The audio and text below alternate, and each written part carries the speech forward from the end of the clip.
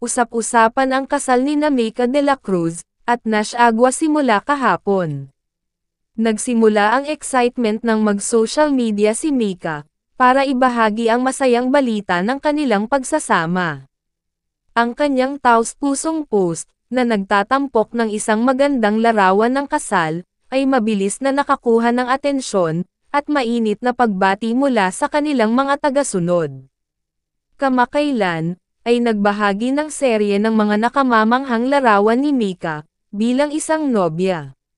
Mabilis na naging viral ang mga larawang ito na bumihag sa puso ng maraming netizens na hindi maiwasang humanga sa kanyang kagandahan. Sa mga larawan, kumikinang si Mika sa kanyang eleganteng wedding gown.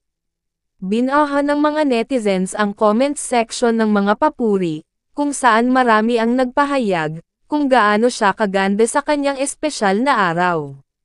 Si Nash Aguas, na sa totoong buhay ay tinatawag na Ian Zachary Nash Victoriano Aguas, ay isang Pilipinong artista at endorser.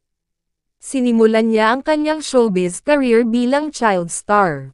Siya na ngayon ang asawa ni Mika de la Cruz, ang nakababatang kapatid ni Angelica de la Cruz.